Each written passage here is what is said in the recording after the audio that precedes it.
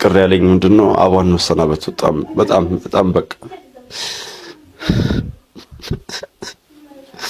አባ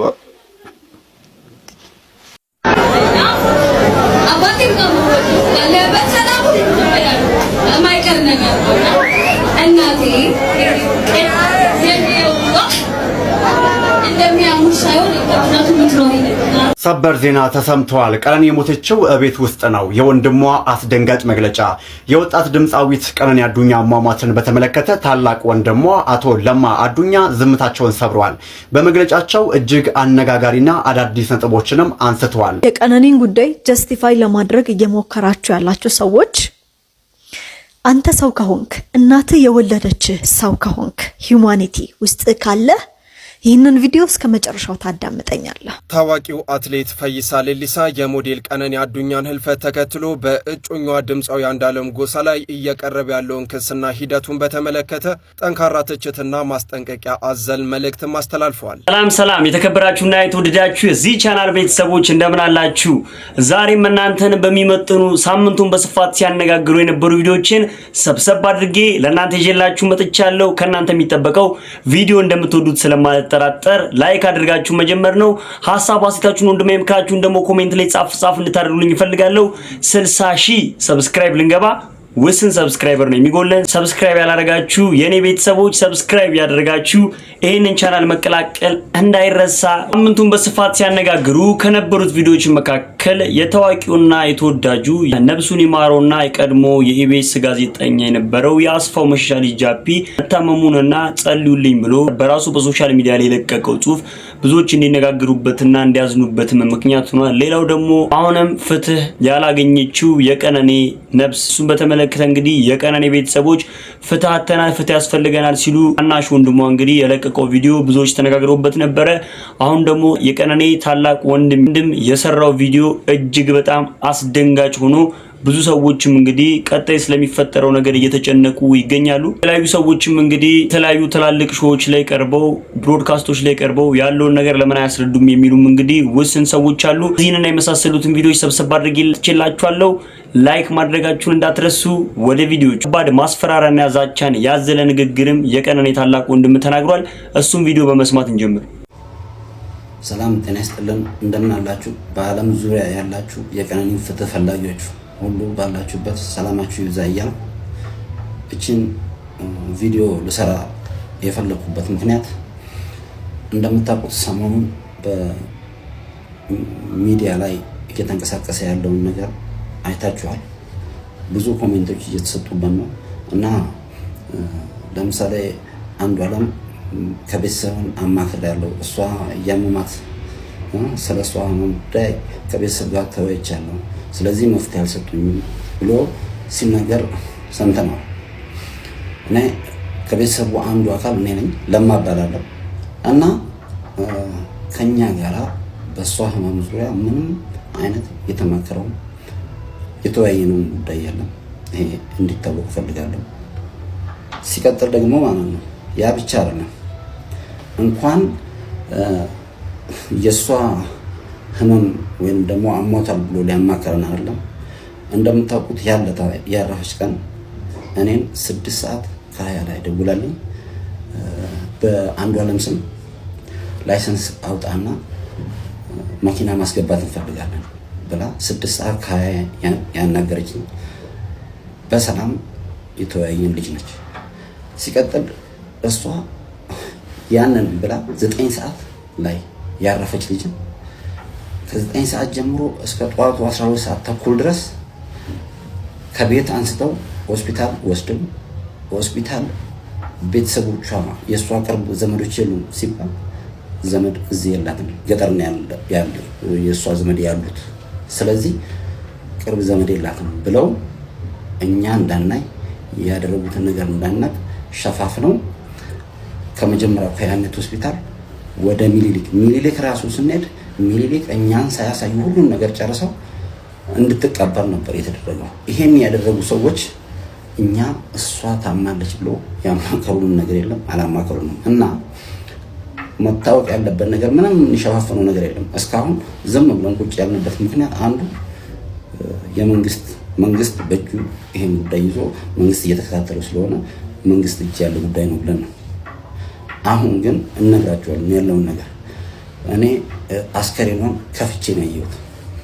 አስከሬኗ ላይ ምንም አይነት ስብራትም ሆነ ደምም ሆነ የተለያየ ጉዳት አልደረሰም።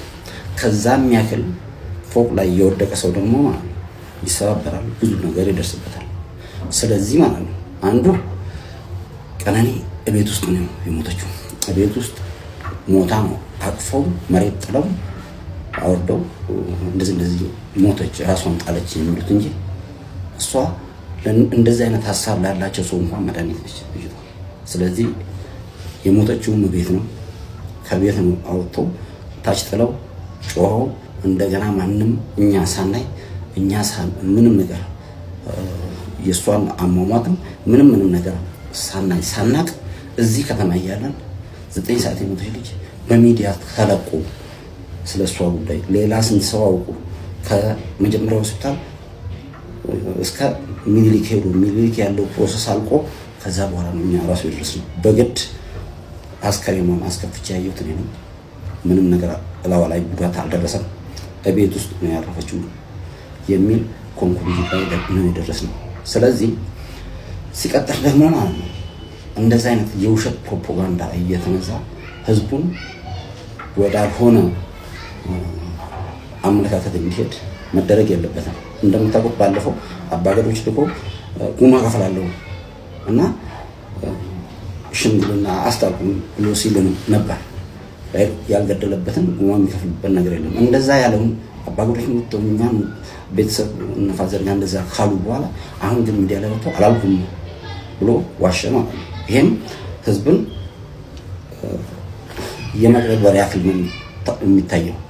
ሁለተኛው ትልቁ ነገር ደግሞ የቀነኒ ትንሹ ወንድም ወይም ደግሞ ሊበን ወጥቶ እሱ በተናገረው ነገር እና ለማም ያውቃል ሊበንም ያውቃል ብሎ ባለው ዙሪያ እሱ ትክክለኛውን መልስ ሰጠ። እሱ ትክክለኛውን መልስ በሰጠ በተለያየ አኳኋንና በተለያየ ህዝብ አመለካከታቸውን እሱ ዳይቨርት ባደረገው የተለያየ ትችት እየደረሰበት ነው። ከትችት አልፎ ማስጠንቀቂያ እየደረሰበት ሊበን ማለት ነው። እዚህ ልጅ ላይ ምንም አይነት ጉዳት ቢደርስ ምንም አይነት ሌላ ነገር ቢደርስ ይሄን ያደረሰው ሌላ ሳይሆን የምናውቀው አንድ ሰው ነው።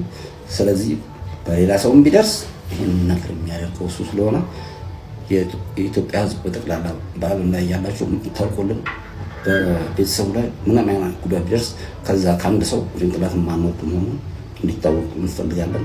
ፍትህ ለቀነኒ። አሁንም ከጎናችን ስላላችሁ እናመሰግናለን። የቀነኒ ወንድም ንግግርን ከሰማን በኋላም እንግዲህ ፈይሳ ሌሊሳም እንዴት በአማርኛ ትናገራለህ ሲል የለቀቀው ቪዲዮ ብዙዎችን አስቆጥቷል። ሰምተነው እንመለስ። ታዋቂው አትሌት ፈይሳ ሌሊሳ የሞዴል ቀነኒ አዱኛን ህልፈት ተከትሎ በእጮኛዋ ድምፃዊ አንዱዓለም ጎሳ ላይ እየቀረበ ያለውን ክስና ሂደቱን በተመለከተ ጠንካራ ትችትና ማስጠንቀቂያ አዘል መልእክትም አስተላልፈዋል። ታዲያ ይህ አትሌት በኦሮምኛ ቋንቋ እንደገለጸውም አንዱዓለም በአፋን ኦሮሞ እውነቱን ተናግሮ የራሱንና የእጮኛውን እውነት ነግሮናል። አንተ ወንድምየው ግን አባገዶች ፊት ቀርበ እነርሱን ለማናገር በሚመስል መልኩ በማይገባቸው የወፍ ቋንቋ ወይንም ባዕድ ቋንቋ አማርኛን ለማለት ነው መናገር ተገቢ አይደለም ሲልም ኮንኗል።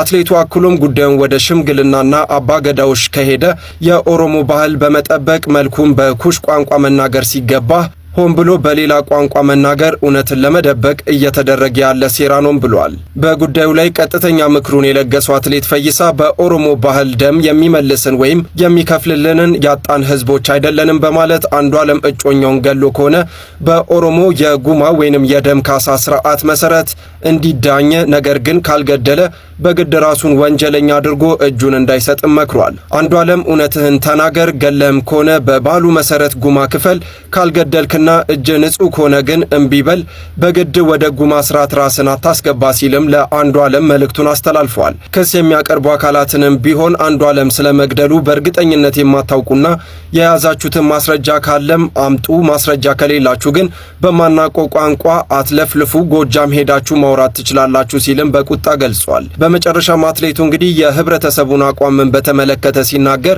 አንዱዓለም በህይወት ባይኖር ኖሮ ስለ ሟች እጮኛ ቀነኒ ያልሆነ ሁሉ ተቀባጥሩ ነበረ። እናንተ እንደ ንፋስ ናችሁ፣ ንፋስ ወደ ፈለገው እንደሚነፍስ ሁሉ እናንተ ማቋማችሁ አይታወቅም ሲልም ትችቱን ሰንዝሯል። በዚህ ምን ትላላችሁ? አንድ እህታችን ከዚሁ ጉዳይ ጋር በተያያዘ ረዘም ያለ ማብራሪያና ትንታኔን ሰጥታን ነበረ። እስኪ የእሷን ንግግር ሰምተን ሃይ ጋይስ እንዴት ናችሁ? ሰላማችሁ ይብዛ። ይህን ቪዲዮ ለፈይሳ ሌሊሳ ገመቹ ብታደርሱልኝ ደስ ይለኛል በጣም እና እንደምንም ብላችሁ እውነት ከኔ ጓደኞች ውስጥ የምታውቁት ሰዎች ካላችሁ ብታደርሱልኝ ደስ ይለኛል በጣም። የሆነ ጊዜ ሮጦ አሸነፈና ፈይሳ ሌሊሳ ጋዜጠኞቹ ሃቭ ዩ ኦልዌይስ ቢን ዲስ ብሬቭ ብለው ጠየቁትና ዩር ኢንግሊሽ ስትሮንግ ዋት ዌር ወይን ምናምን ማለት ጀመረ ማለት ነው። ሶ ቋንቋ አለመቻል ምን ያክል ሰውን እንደሚያሸማቀቅ አይ ቲንክ በዛ ኤክስፒሪየንስ አድርጎታል ከዚህ በፊት ብዬ አስባለሁ። ኤኒዌይስ ፖይንቱ እሱ አይደለም። አንዳንዴ ግን ቋንቋ ስናቅ በዛ ቋንቋ አፍ ሲከፈት ጭንቅላት ይታያል የሚለው ነገር እንዳይታይብን አንዳንዴ ቋንቋ ለማወቁ ሳይሻል አይቀርም እና ምን ልላችሁ ፈልጌ ነው የቀነኒ አዱኛ ወንድም ቪዲዮ አውጥቶ ነበር። አብዛኞቹን አፍ ለማስያዝ ቢሞከርም ቀነኒ ከሞተችበት ቀን ጀምሮ ጓደኞቿን አካባቢዋ ያሉ ሰዎችን አፋቸውን ያዙ የሚል ማስጠንቀቂያ እንዲሁም ደግሞ ዛቻ ሲያደርጉ የቆዩ ብዙ ሰዎች እንዳሉ እናውቃለን። የሚያውቁ ሰዎችም አሉና ወንድሟ ግን የደም ጉዳይ ሆነበትና ይሄ ነገር ቢያስገድለኝም ልናገር ብሎ የሚያውቀውን እውነት አወራ። ደግሞ አንዱዓለምን ባለው መሰረት እውነት ወንድሟ ጋር አለ፣ ወንድሟ ይናገር አለ። ወንድሟ እጁ ላይ ያለውን እውነት ተናገረ። ይህን ሲናገር ግን ባይዘው እኔ በደንብ ኦሮምኛ አወራለሁ፣ ኦሮምኛ ተናጋሪም ነኝ፣ አማርኛ እናገራለሁ፣ ኖርዌጅን እናገራለሁ፣ እንግሊዘኛ እናገራለሁና ይሄ ልጅ ህዝብ ኢትዮጵያ ውስጥ ያለ ህዝብ ይሰማኛል ብሎ ያመነበት ቋንቋ አማርኛ ነው። ምክንያቱም ኦሮምኛ ነው የሚናገረው የኦሮሞ ብሔር ብሔረሰቦች እንዲሁም ደግሞ ኦሮሚያ ክልል ሲኖሩ የነበሩ ጥቂት ሰዎች ሊናገሩት ይችላሉ ቋንቋውን። በአጠቃላይ ግን የስራ ቋንቋ አማርኛ እንደመሆኑ መጠን አብዛኛው ህዝብ አማርኛ ስለሚያወራ በአማርኛ አድሬስ አደረገ። ታዲያ ፈይሳ ምን ይላል? አንዱዓለም ሲናገር በኦሮምኛ ተናገረ፣ አንተ በአማርኛ ተናገርክ ብሎ የጻፋቸው ነገሮች አሉ። እና አንተ ፈይሳ ሴት ልጅ አለክ አይደል? ሴት ልጅክ ቢሆን እንደዚህ የሆነችው በኦሮምኛም ይሁን ዩር እንግሊሽ ስትሮንግ ቬሪ ስትሮንግ ያልክበት ቋንቋም ይሁን እንግሊዘኛ ጨጓራ ቅርር ስለሚል ያጣኸው ወይ ልጅ ወይ እህት ወይ ጓደኛ ስለሆነ ፔኑ ስለሚያንገበግብ በምችለው ቋንቋ እንዳለ ፍትህ እንዲሰፍን ለዛ አካል ትጮሃለህ። ይሄ ልጅ ወንድም ነው፣ ታላቅ እህቱን ያጣ ወንድም፣ አቅመቢስነት የተሰማው ወንድም፣ የሚያደርገው ግራ የገባው ወንድም፣ በሞትም ልሙት ብሎ የሚያውቀውን እውነት የተናገረ ወንድም፣ ጀግና ወንድም። ምክንያቱም ሌሎቹን ጓደኞቿን ያላችሁን ነገር ያዙ፣ ምንም ነገር ከለቀቃችሁ ብላችሁ ይዛታችሁ ሰዎች እንዳላችሁ ስለምናውቅ ዛቻችሁ እስከምን እንደሚቀጥል የምናየው ይሆናል። የቀነኒ ደም ዝም አይልም። ፍትህ ሳይሰፍን ዝም አንልም። እኛም ዝም ብለን በግማሽ አይን ከሩቅ የምናይ ሰዎች አለን። ይሄንን ጉዳይ መንግስትም ቢሆን ይሄንን ዝም ማለት አለበት ብዬ አላምንም። ወላ ባባገዳ ስርዓት ወሰድከው በስነ ስርዓት በህግ ይዳኙን በል። ለምን መረጃ ማሸሽ ተፈለገ? ይሄ ጉዳይ እንግዲህ ሁላችንም ይመለከተናልና አሁንም ፍትህ ማለታችንን አናቆምም። ድምጽ መሆን ላለብን ሰዎች በሙሉ ድምጽ መሆን ስላለብን አንድ ቪዲዮ እንመልከትና ቀጣይ ወደ ሌሎች ቪዲዮዎች እናልፋለን። የቀነኒን ጉዳይ ጀስቲፋይ ለማድረግ እየሞከራችሁ ያላችሁ ሰዎች አንተ ሰው ከሆንክ እናት የወለደች ሰው ከሆንክ ሂዩማኒቲ ውስጥ ካለ ይህንን ቪዲዮ እስከ መጨረሻው ታዳምጠኛለህ። ይሄኛው ሰውዬ ዛሬ ወጣ መረጃ ነው። ምንድን ያደረገው? የገዛ ልጁን ባንክ ሰራተኛ ነች ደብድቦ ገደላት። የገዛ ልጁን ሴት ልጁን። ከዛ በኋላ ራሷን እንዳጠፋች ለማስመሰል መልሶ አንጠለጠላት። ራሷን አንቃ እንደገደለች ነገር አድርጎ ማለት ነው። እናንተ ስትጠይቁ የነበራችሁትን ጥያቄ መልሼ ልጠይቅ። አንዱዓለም እኮ ምንም ቢሆን እኮ ሚስቱ ነች፣ እንድትሞትበት አይፈልግም። ምንም ብትሆን ልጁ ነች፣ እንድትሞትበት አይፈልግም። ያ ጉዳዩን ከዘር ጋር ከብሔር ጋር ለማገናኘት ለሚች ከን ኦሮሞ ግዱቲን ሴኒና ይሄ ወላይታ አካባቢ ነው። ለዚህችም ድምጽ አትሆንም ማለት ነው አንተ ማለትም የወላይታ ጉዳይ ነው የምትለው ማለት ነው። እሷ ምን አድርጋ እንደሆነ የትናቃለን? ከሷስ ያለውን ነገር ምን እናቃለን? ምን አድርጋ ነው? ሰው የገዛ ልጁን እንደዚህ ጨክኖ ሊገል የሚችለው ምን ብታረገው ነው? ምን ብታረገው ነው?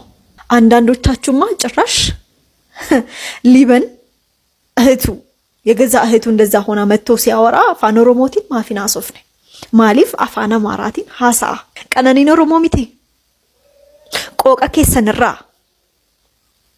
ቀነኒን እንድርሲቱ ቀነኒ ከቋንቋ አትበልጥም። ለእናንተ ያለኝ መልስ ኋላ ቀር ደንቆሮ ነው። ምክንያቱም ስልጣኔ ለእናንተ ፋሽን የሰልባጅ ፋሽን መከተልና ኤሌክትሮኒክስ መከተል ነው።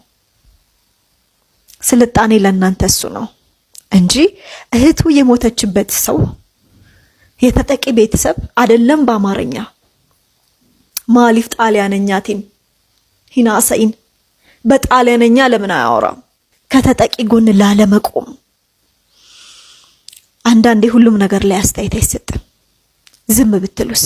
ፈጣሪ እውነቱን ያውጣ። ፈጣሪ ብቻ ነው እውነቱን የሚያውቀው። ፎቶዎች እየወጡ ነው። ፎቶዎች በደንብ ወጥተዋል። እዚህ ጋር ፎቶዎች ወጥተዋል። የሐኪም ማስረጃዎች ወጥተዋል። የቄሳርን ለቄሳር የፈጣሪን ለፈጣሪ የኛን ድርሻኛ እንወጣ። የፈጣሪን ለፈጣሪ እንተው። ሁሌም ኢትዮጵያ ውስጥ ሚስት በባል የሆነ ነገር ስትደረግ ምን ብላ ይሁን ምን አድርጋ ይሁን ምን ተፈታትናው ይሁን ምን ለብሳ ይሁን ምን ብላ ይሁን ለምንድን ነው የአባት ሲያደርግ የቅርብ ቤተሰብ ሲያደርግ ለምንድን ነው አፋችሁ የሚዘጋው? say something በል እንጂ አብራራው። መስማት እንፈልጋለን። አብራራው።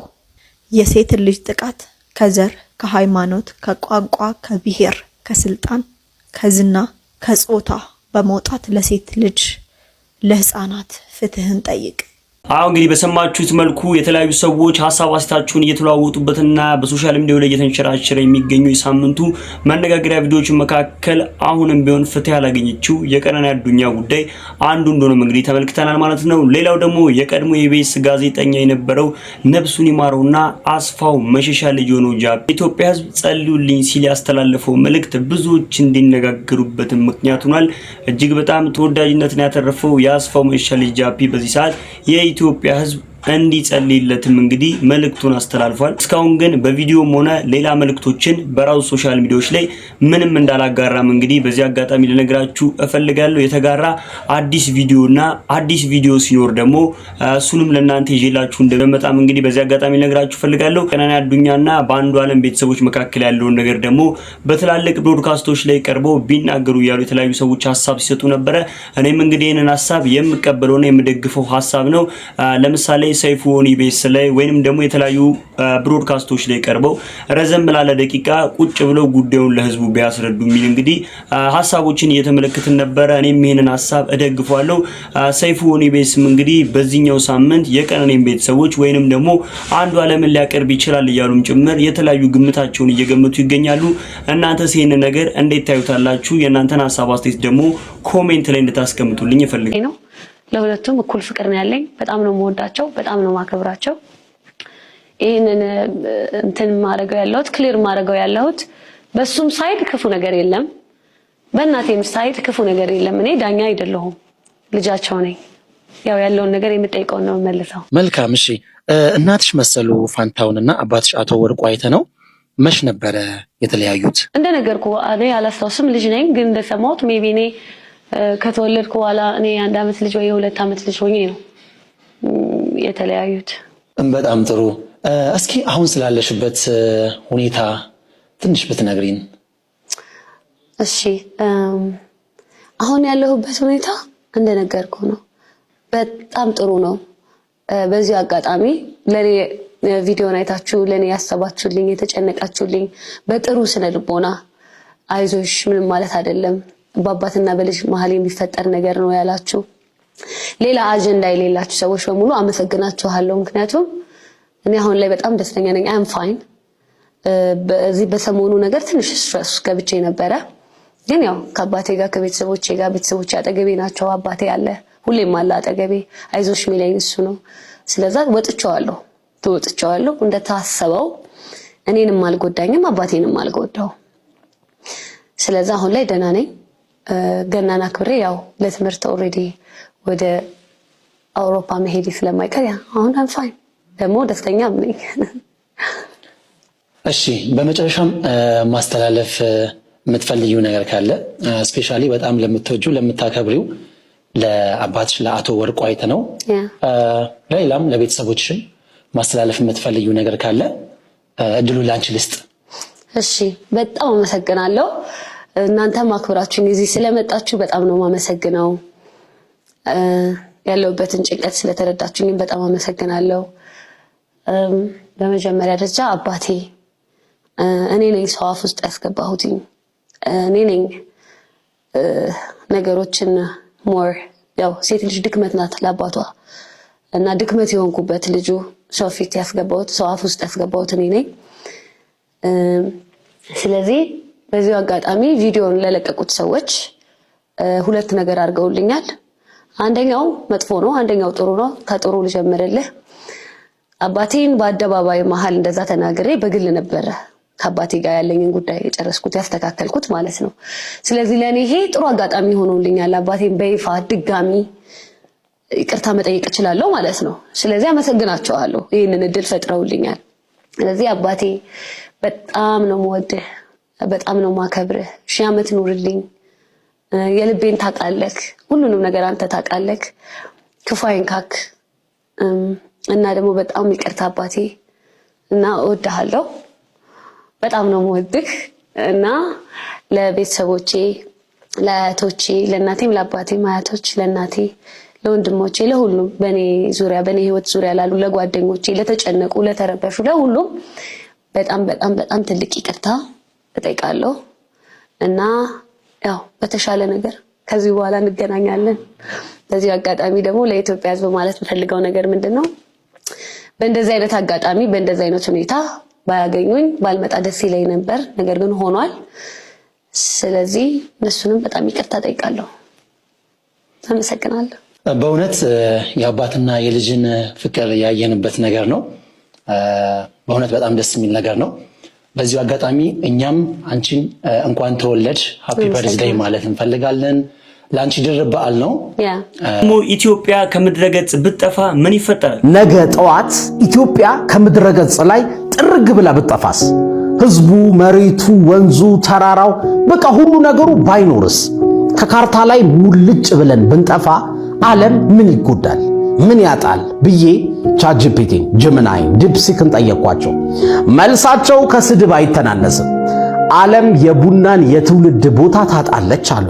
ያው ቡናውን ግን ብራዚል፣ ኮሎምቢያ፣ ቪየትናም ያቀርቡታል። ሌላው ኢትዮጵያ ብትጠፋ 95% የሚሆነው ጤፍ ከምድር አብሮ ይጠፋል። ዓለም ግን ግድ አይሰጠውም አሉ። ለሳምንታት ዜና እንሆናለን፣ ከዛ ወዲያውኑ እንረሳለን። ምክንያቱም ዓለም እኛ ላይ ጥገኛ አይደለም። እሺ ኮንጎ ብትጠፋስ አልኳቸው። ኮንጎ ከጠፋች የዓለም የቴክኖሎጂ የልብ ትርታ ያቆማል። ለምን ስል 70% የሚሆነው የዓለም ኮባልት እነሱ ጋር ነው። ስለዚህ የኤሌክትሪክ መኪና፣ አይፎን፣ ላፕቶፕ መስራት አይቻልም። ዓለም የኮንጎን ሕዝብ አይፈልገውም።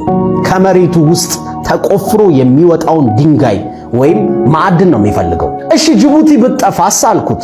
10 ትሪሊዮን ዶላር ዋጋ ያለው የዓለም 20% ንግድ የሚካሄድበት ኮሪደር አይኖርም አለኝ። ዓለም የጅቡቲ ህዝብ ጥርግ ብሎ ቢጠፋ ግድ አይሰጠውም። ወሳኙ ጂኦግራፊያቸው ያሉበት ሎኬሽን አቀማመጣቸው ነው። ኮሪደሩን ነው የሚፈልገው ዓለም። ለመጨረሻ ጊዜ ጠየኩት፣ ህንድ ብትጠፋስ አልኩት። አሁን መልሱ ተቀየረ። ከቢሊዮን በላይ የሚቆጠር አፍሪካዊና ደቡብ አሜሪካዊ ይሞታል ወይ ከባድ የጤና ችግር ያጋጥመዋል አለኝ። ለምን አልኩት። ምክንያቱም ለስኳር፣ ለልብ፣ ለካንሰር ህመምተኞች መድኃኒት በርካሽ የምታቀርበው ህንድ ናት። ክሮኒክ በሽታ ያለበት በሙሉ በህንድ አለመኖር በጣም ይጎዳል ወይም ይሞታል አለኝ። ይሄ ነው ፓወር ማለት። በተፈጥሮ ጸጋ ወይ በጂኦግራፊያዊ አቀማመጥ ሳይሆን በአይምሮ ውጤታቸው እኛ የነሱ ጥገኛ ነን። ባለመኖራቸው እንጎዳለን። ቻይና ብትጠፋ የዓለም 30% ምርት አይኖርም። God create the world but everything is made in China ይባል የለ። ጃፓን፣ USA፣ ሳውዝ ኮሪያ ዓለምን ያለነሱ ማሰብ በጣም ከባድ ነው። ኢንዲስፔንሳቢሊቲ ኮሸንት የሚባል ኮንሰፕት አለ። ሪሰርቾች እንደሚያሳዩት እውነተኛ ፓወር ወይም ኃይል ማለት ሌሎች የሚፈልጉትን መያዝ አይደለም። ሌሎች በቀላሉ ሊተኩት የማይችሉትን ወይም ደግመው ሊያገኙት የማይችሉትን ነገር መያዝ ማለት ነው። አይተኪ መሆን። ወደ ህይወታችን እናምጣው። ባንተ አለመኖር ማን ነው የሚጎዳው? ቤተሰብህ ምን ያጣል? ቤተሰብሽ ምን ይጎልበታል? ላንተ ካላቸው ፍቅርና ቅርበት የተነሳ ብቻ ካዘኑ እንደ ጤፉ ሪሶርስ ብቻ ነው ማለት ነው። ያንተ አለመኖር ግን የዕለት ተዕለት ህይወታቸው ላይ የሚፈጥረው ክፍተት፣ የሚያጎድለው ጉድለት ካለ ግን መኖርህ ዋጋ አለው ማለት ነው። መወደድ በቂ አይደለም። አስፈላጊ ሰው መሆን አለብህ። መልክሽን፣ የሰውነት ቅርጽሽን አትተማመኝበት። እንደ ቡናው ሌላ ሴት ትተካዋለች። ምስኪን ብለው ላንተ ሳይሆን ለራሳቸው ነው ማዘን ያለባቸው። ቫሉዌብል ዋጋ ያለው ሰው መሆን አለብህ። ስራ ቦታ ላይ አስፈላጊው ሰው አንተ መሆን አለብህ። በአንተ አለመኖር ምክንያት የሆነ ነገር መጉደል አለበት። የማይተካ ሰው መሆን አለብህ። ስለዚህ ስራ ስትሰራ ከልብህ ስራ፣ ስትማር ከልብህ ተማር። አቅምህ፣ ችሎታህ፣ እድሜህ ዝም ብሎ መባከን የለበት። ቤተሰቦች ለዛሬ ይዤላችሁ የመጣሁት የተመረጡ ቪዲዮዎች እነዚህን ይመስሉ ነበር። እንደወደዳችኋቸውም አልጠራጠርም። ቪዲዮን ላይክ ሳታደርጉ የጀመራችሁም ላይክ ማድረግ እንዳይረሳ፣ ሐሳብ አስተያየታችሁን ወንድማዊ ምክራችሁንም ኮሜንት ላይ ማስቀመጥ እንዳይረሳ። ቀጣይ በተመረጡና አዳዲስ ቪዲዮዎች እስከምንገናኝ ድረስ ቸር ሰንብቱ። እወዳችኋለሁ።